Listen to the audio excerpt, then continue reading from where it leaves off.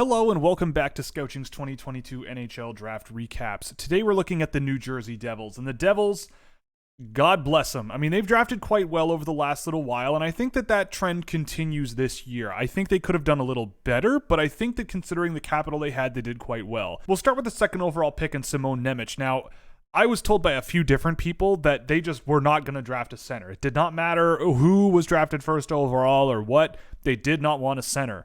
Now, frankly, if you think about it from my perspective, the idea of Jack Hughes with Nico Hischier and Shane Wright down the middle of your team, I don't think anybody would complain about that, but who am I to judge? If you need a defenseman, you need a defenseman, right? I mean, Simon Nemec is a very good offensive defenseman. I think he'll be a good sort of guy to play off of Luke Hughes on a different pair, whether it's first or second pair, I don't really care.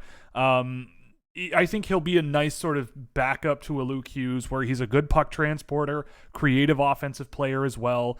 And you know, guys like Dougie Hamilton are already on the team and you can take lessons from him. I think Nemec is a reasonably solid pickup at 2. I mean, it's a little higher than I would have taken him. Slafkovsky was ranked higher for me, but I mean, Shane Wright would have been my guy there. Logan Cooley would have been an alt there, but such is life. But yeah, he's a really deceptive, offensively skilled guy. I think he needs to work on his defensive positioning and defensive mobility and just closing out those defensive situations. But escape speed is good. Quarterbacking rushes is good. Offensive creativity is really good. So yeah, I like Simon Nemec, and I think is a really good second pair offensive defenseman. You'll probably land that for the Devils. At 46, they took Sheamus Casey, who I think looking back I might have had ranked a little high based on when I was looking back at the tape going into the draft of what I had. But I still love Sheamus Casey and think there's a tremendous amount of upside. He's a player that I absolutely buy the argument of it's not about what he is now, it's about what he is in 5 years.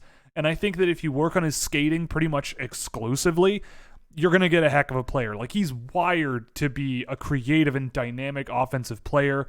You know, really, really impressive skill level, really impressive mobility. Just needs to work on that speed generation, escape speed, and getting more involved in play than he was this year. But when he was a heck of a player. So to get him in the middle of the second round, I think is great value. I really, really like Sheamus Casey. Maybe not as much as where I had him ranked at 12th in retrospect, but he was easily a contender in the first round. And for me, I expected him to be a later first round pick, but he also doesn't have a ton of size, and that devalues him in the NHL draft. So good on New Jersey taking the plunge on him. I think that could pay out really, really well for them.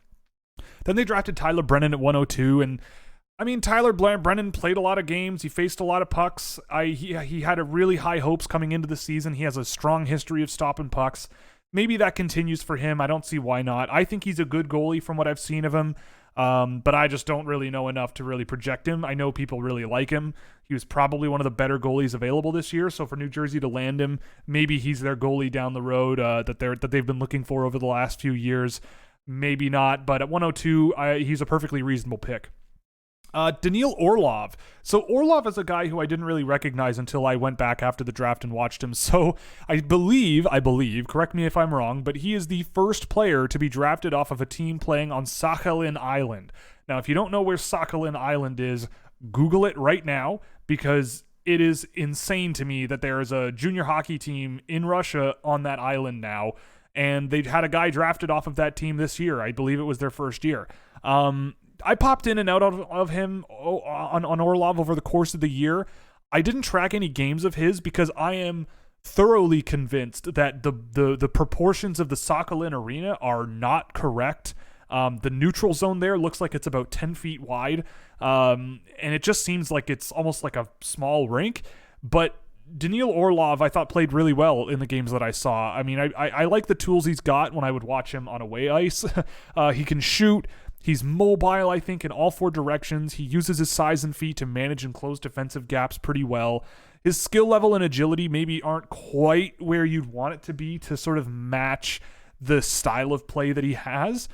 And I think shaking off pressure was something he tried to do a lot, but really kind of struggled at the NHL level to do so consistently. But considering where he was playing and how bad of a team the Sakhalin team was this year, he's a total wild card, but I actually liked this draft pick as a mid-round bet. I like Orlov. I already picked him up in one of my fantasy leagues just as a late-round swing because I do think a lot of worse players got drafted. I didn't have him ranked, but if I had seen a little more of him over the course of the year, maybe tracked a little bit here and there, I might have had him at least on the watch list. Maybe that's where he would have stayed. But he's an interesting player to keep an eye on, and I think he might be a sneaky good pick for the Devils here. At 126, they took Charlie Letty. Similar to Sheamus Casey, I feel like Charlie Letty's a guy where you can say, I can kind of see there's potential here, but it's not there yet.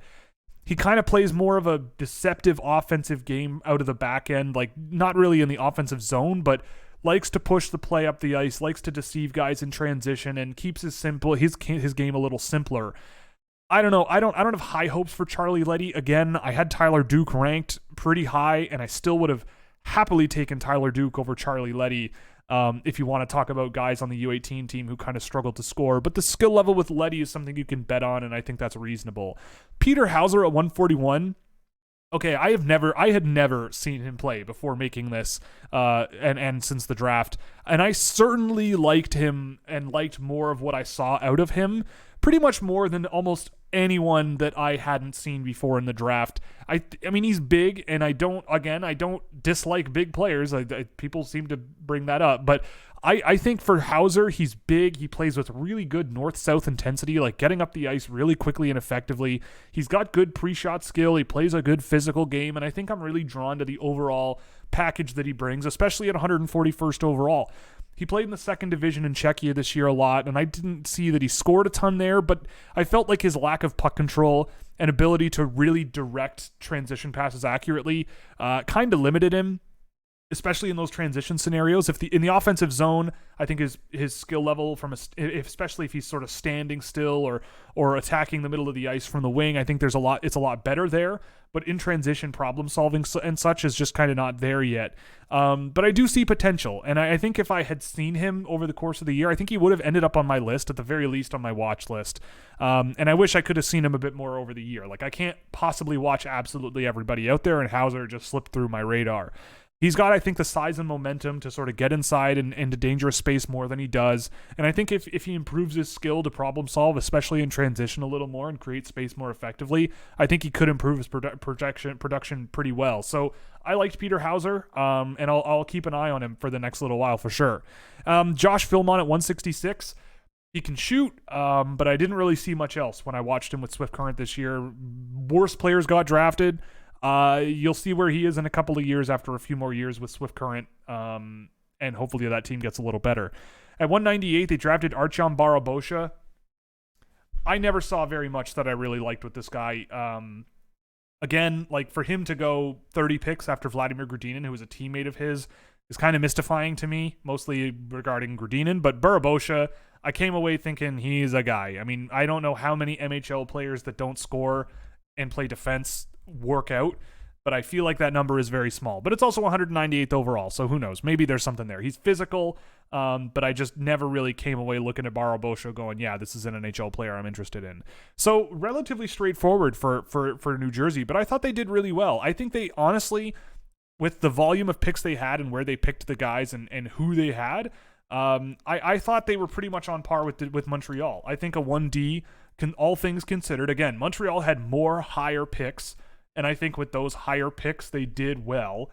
It's just with the Devils, they had sort of these mid to late round guys, and I like the swings on Brennan and Orlov and Hauser and Philmont. I've seen some isolated moments that I've liked with Charlie Letty and Sheamus Casey. You know, look, it's a no brainer at 46 to take a chance on Sheamus Casey and say, hey, let's send him to college, see where he is in 3 years, and let him figure out how to get around the ice a little bit better, because I think that's the main thing that holds him back. So New Jersey ends up sort of in the top, just outside the top 5 so far.